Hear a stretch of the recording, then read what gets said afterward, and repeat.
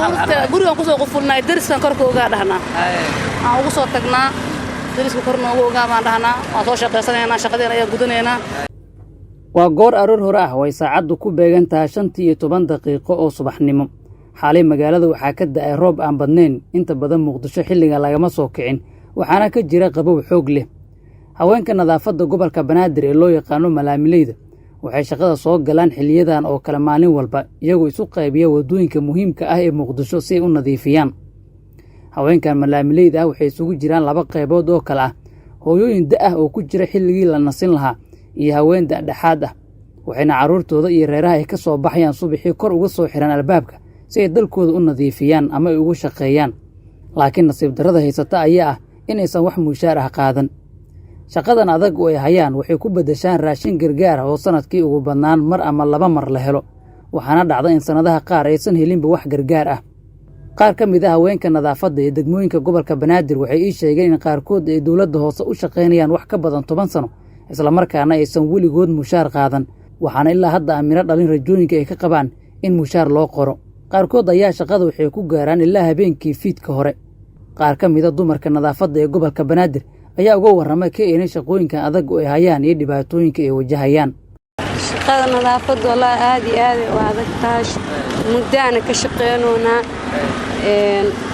gobolka Banaadir oo shaqeynaa qolada laamiga xaqaanahay degmooyinka xaqnaa wax lacag kuma qaadano markii oo boorish amba timir ee imaado aan la siiyaa sidaas oo ku shaqeynaa marka wax lacag ma hesha wax lacag haba yaraatee ma helno timir iyo boorish waxaan ka ahayn gurigeena ma qaadano hal sano laba sano inta u shaqeynaysaa walaa ugu yaraan aniga 2 sano iyo 4 bilood oo kala ku tirsan weligay lacag ma leysin timir iyo saliid iyo boorish waalis kuwaas goormeel u marka maalin walba maya bil ma aha markii oo raashin ay helaan sida soonkii oo kale timirta waa qaadanaa boorishkana marmar adi 2 bilood 3 bilood hal maalina bac boorish iyo saliid qaadanaa والله أنا واسك شقة سنة مرة أنا مركز نلصق بود نلا ديار أيام هاي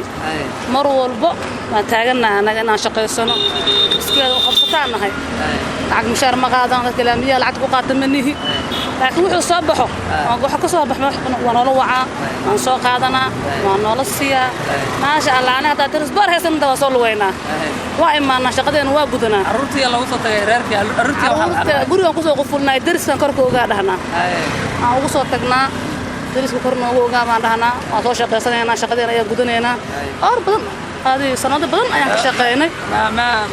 subaxdii ma qata soo kala shaqada subaxdii 12 aan soo baxnaa marka qaxwo soo cabno horaan ka soo baxnaa gurigeena 6 saac malna aan naqana wallahi waa iska shaqaysanayna kale wixii umada isku jiraan ku jireena hadii oo ilaahay wax nooga soo qaadana alxamdulillah ma diideeno wixii ilaahay wax kaaga soo qaada binaadamka كله ما قفل الصومال وهلينا إن شاء الله قرن جعل بقى أنا وحن جعل ذلك أنا نضيف صنع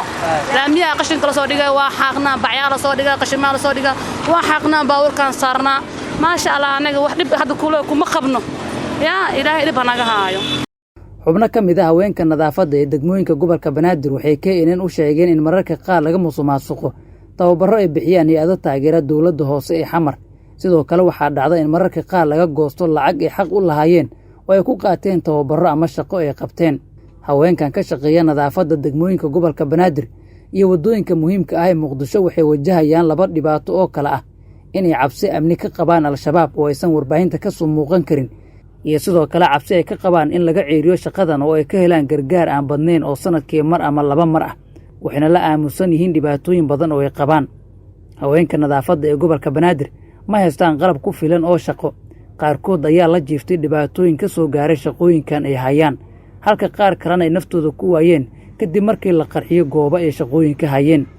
gudoomiyaashii soo mara gobolka Banaadir iyo dawladihii waddanka isaga dambeeyay ayaa dhammaantoodba ku guul dareystay inay xal u helaan haweenka nadaafadda ee gobolka Banaadir oo ku shaqeeya duruufo adag